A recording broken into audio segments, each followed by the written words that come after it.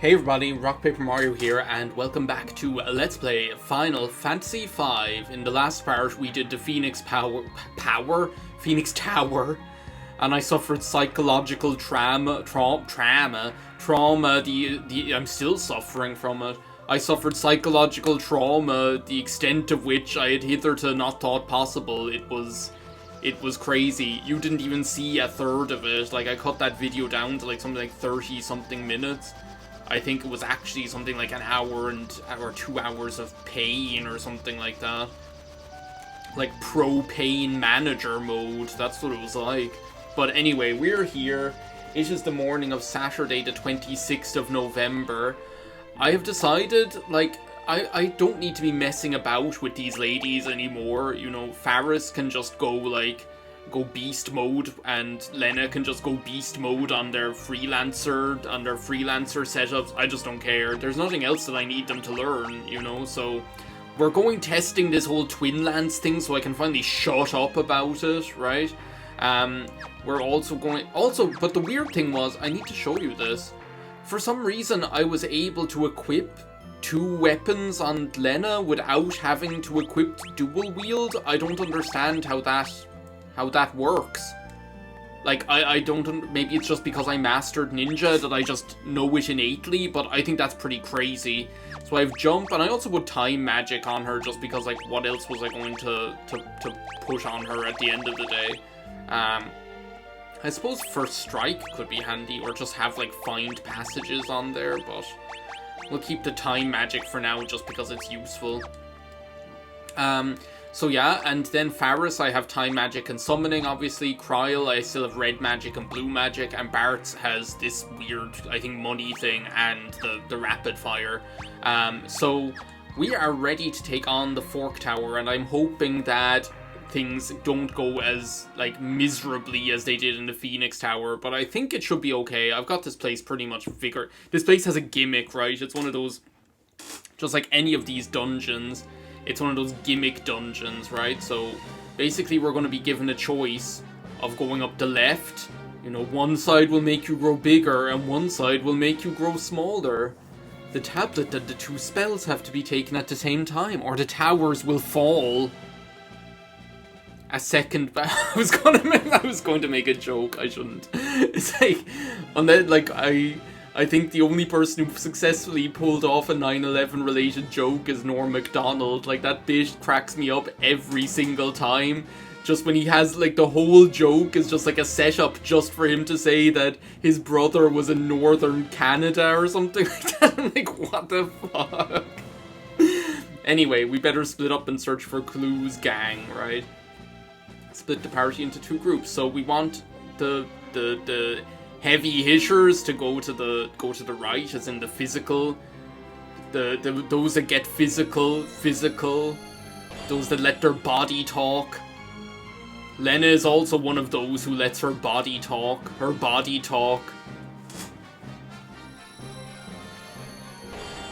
And then, like, Faris and Kryl are going to be the modern women, because we've got a plan of attack that won't attract the modern woman.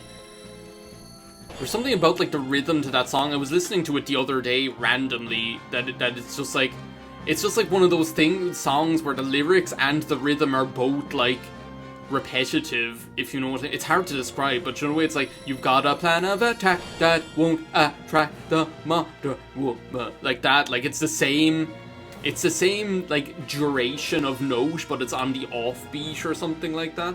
And then also it's just like this constant like, you've got a plan of attack that won't attract the modern woman, like that, like that's all it is. And it, like, that song is just bizarre anyway, because you have, like, this other element of it where it's just like it has this, like, kind of kooky sort of, like, beat to it that's like, it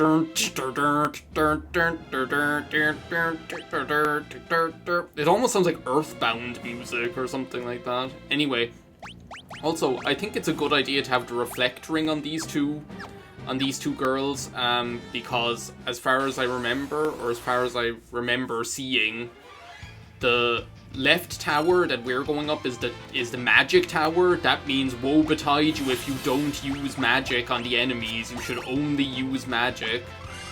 And then you should only... What am I doing here? I'm attacking? I shouldn't be attacking. You should only use magic in the... You should only use magic in the magic tower and only use physical attacks in the physical tower. There we go. There, that all explained. No need to explain anything further, right? But yeah, like that song as well, it just has this kind of kooky beat that's like... Like that. I don't know how else to describe it. It's just... That's the way it is. It sounds like Earthbound music. Yeah, that's all I have to say about Modern Woman, aside from the fact that it's also like from the soundtrack to this amazing film. If you've never seen this, my game is like freezing or something. Like it's like getting all hung up.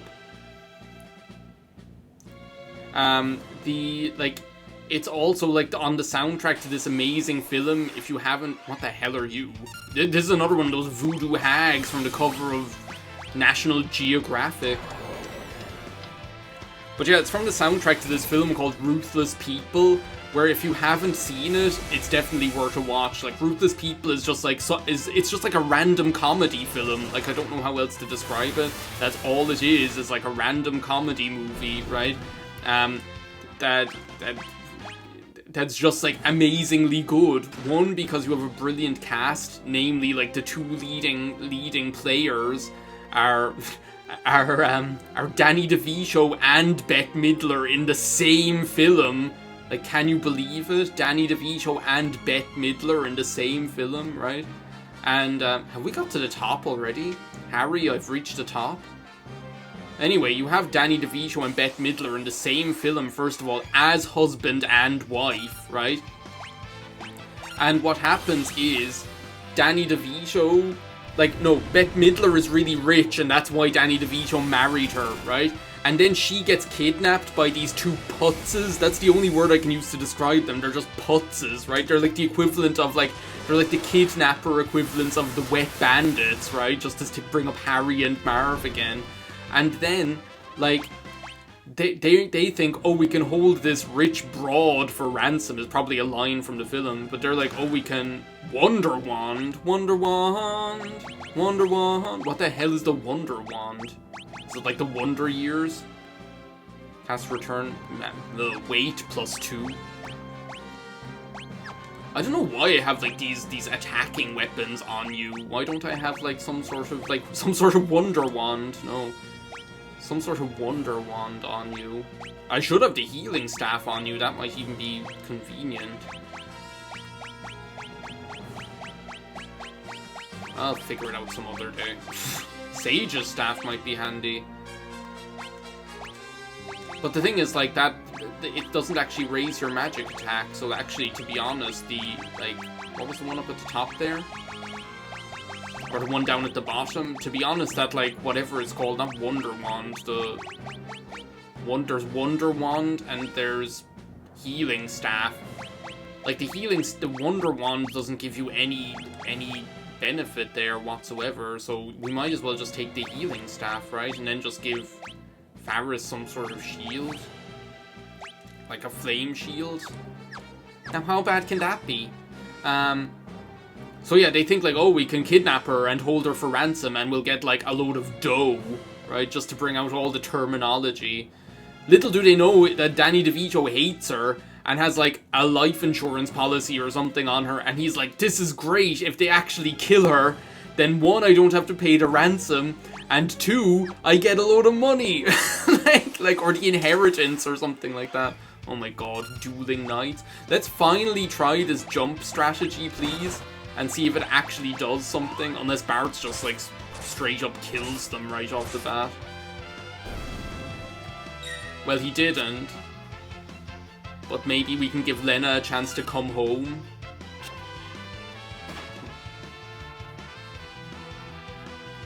So it did attack twice each. So how much damage was that? Like 1,600 times 3,200 damage?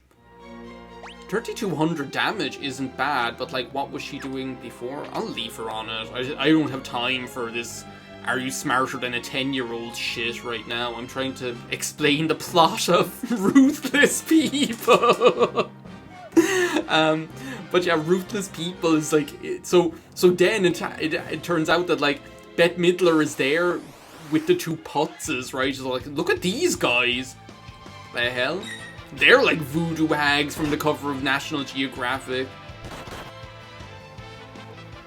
What was I saying? Oh yeah, so she's like with the two putzes, right? And the thing is, like, Bette Midler is just like, the word I can use to describe her character and her as an actress is formidable, right? She's a formidable person. And she basically is making these two kidnappers' lives a hell while she's there, right? And then two things happen. Like, I don't want to spoil the whole film, right? But she does find out that Danny DeVito does not intend on rescuing her or paying the ransom or whatever, you know? So it just, like, hilarity ensues. It's just, like, a really good film. It is also, like, one of the most 80s films of all time. Like, it's one of those films that I always think of when I think of, like, interior design, right? And when I see, like, the house, like, because they're rich, right? So they have, like, all this, like, really nice furniture and like, decor in their house, right? Look, what the hell is this guy? He's like the zombie version of Fraser Crane. With a green little ponytail butt plug.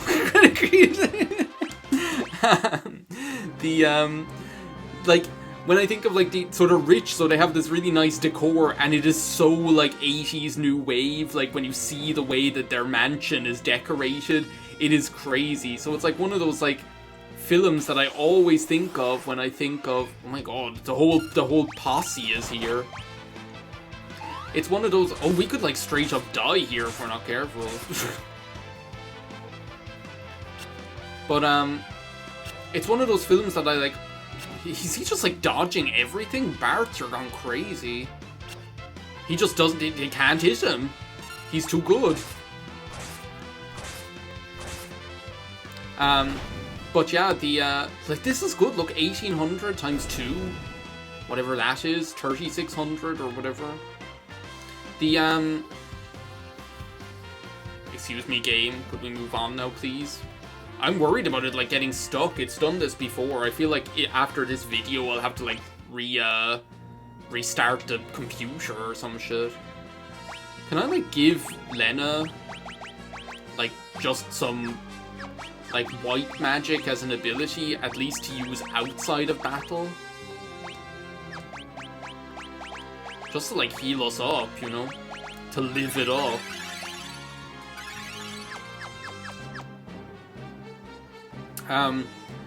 So yeah, it's almost like, you know, like, when I think of, like, the way that Delia Dietz, like, remodels the... There is no way this is going to be better than whatever else they have. Can be enchanted. The attacking power is good. It's probably okay. But the thing is, like, do we really need to be any, like, more power? We're already powerful. It's just, like, I keep almost dying because all I know how to do is attack. I don't know how to protect. That's the problem here. Okay, what's happening here all of a sudden? I feel like I should be... Oh, this is probably the boss. If I had to guess. Where are all my healing items? Oh my god, thank you. I was, like, worried there for a second. I was like, where are they? Okay, I think we're good. Let's just get this party started. Do we have our watches synchronized here? They make this big deal out of it. Like, they make like a good stab at making it seem like a really dramatic moment, you know, like we're both like finishing our side of the tower at the same time, you know? Anyway, Minotaur, here we go. Oh, we can't even use the magic in battle. So I think this guy is supposed to be like the So from what I've read and gathered is that like this guy is supposed to be like the brother of the other kind of like Minotaur style guy that we fought in the Pyramid of Moor. Like there's no way he's standing up to this onslaught, by the way. As God is my witness, he is broken in half. I think he's supposed to be like the brother of the other Minotaur-style monster, and then like the two of those are power of holy magic. I think it's time you tasted its might. Not enough MP. Oh my god, that's so funny. Oh my god, I was getting scared there for a second, and he's like, oh. That was like the equivalent of when like Wile E. Coyote like looks down and realizes he's after like walking off a cliff and then falls as soon as he realizes it. Anyway, we obtained the white magic holy. And now it's Faris and Kryle's turn. When the what was I going to say? When the bow breaks, the tower will blow. I think we just go for it. We haven't even taken any damage here because of the reflect rings. And here we've got this guy who thinks he's all that. He looks like fucking Liberace or something. I think it's the same old story. Because we have like the reflect rings, I don't think he can like do anything to us really, can he? At least I hope not. But yeah, it's like when I think of like Beetlejuice, like the way Delia Dietz like decorates the apartment when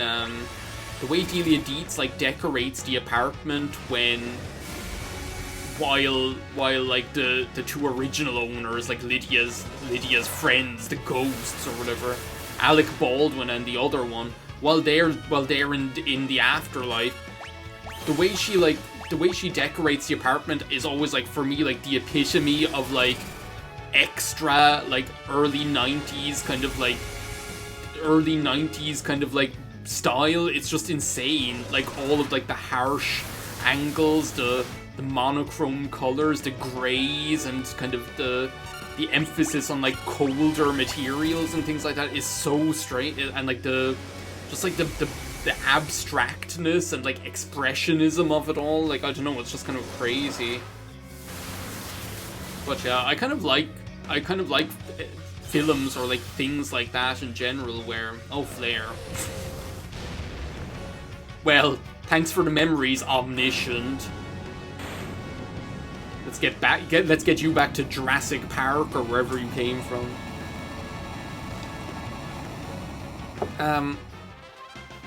I like kind of like films or like television like that in general, where it's kind of like, ooh, black magic Flair. Now we can be a black magic woman. Ooh, and maybe we can use Flair's sword with Bart's to be even more powerful. It's disappearing. Are we going to be like Wile E. Coyote and just like up in the air and look down and notice that we're going to fall? Anyway, now that the fork towers are gone, Kryle is literally like almost at mastering double, dying for a piece of that bubble. But now that the fork tower is gone, this place might seem familiar. It's our good old-fashioned hangar. Just an old country love song. Or an old-fashioned love song. There's like those two songs. Old-fashioned love song by Paul Williams or whatever. Like, and then there's old country love song by Elton John. The Elton John one is like, just the same. No, it's the same country love song, not old country love song. The other one is old-fashioned love song, that's it. Yeah, oh no, this is like that thing that reminded me of like, what was it called? Come inside and sit a spell or something like that. That weird cowboy painting that was up on top of the building that I remember. But yeah. Seems pretty quiet in here. Weren't like Sid and Mid supposed to be here, I thought? I thought they got like, were buried under a tower. I guess they're just fucking dead. I suppose. I I hope not. What happens if I go in here? We did like... Oh, there he is. He's just in here tinkering. That loony old coot is Mid's father, and his sanity's only so-so. Here's the boy himself. I love this music, by the way. Just that, like, that weird little piano part. The, like, Breath of the Wild part of it, or whatever. We discovered some long-lost engineering techniques in an old book, and we can upgrade the airship with submarine functionality. Really? There's the Ganon part. Of course, nothing's impossible for me. Come on, Mid. Oh, these two chuckleheads. You've gotta love them.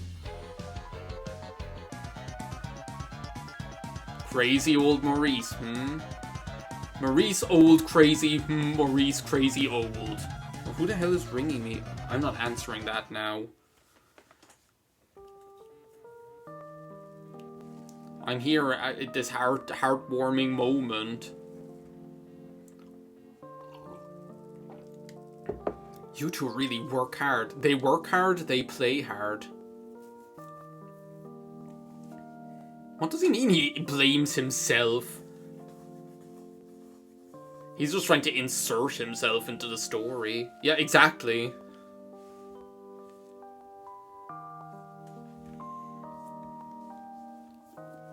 Oh, this music is so good. I love it. He wants to see his inventions used. Oh, I guess because he developed the technology to extract the power from the crystals and almost destroyed the entire world. Well, in that case, you should feel guilty about it. I don't know what I was defending you for at all. He's the equivalent of a war criminal.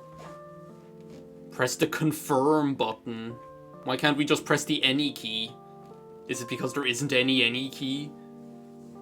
Thanks for everything, guys. How familiar. Thanks for everything, guys.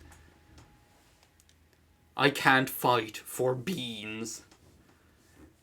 Yeah, but the modifying machinery has, like, saved our asses so many times, so don't worry about it. Everyone has their role to play, including you causing this mess.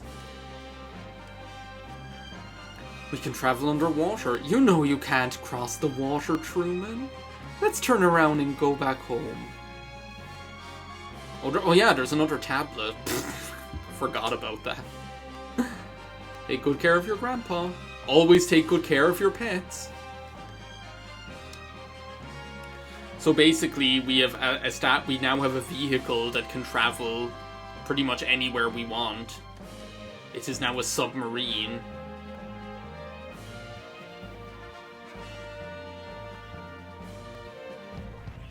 There we go. Well, for now, though, I think we're going to finish the video. I'm just going to land here where it's safe. I'm going to say thank you very much for watching this part of Let's Play Final Fantasy V. I think in between videos, I'll, like, restart the computer, because that, like, pausing thing was, like, making me nervous there. So, see you next time when we do whatever I remember we have to do next, and bye now.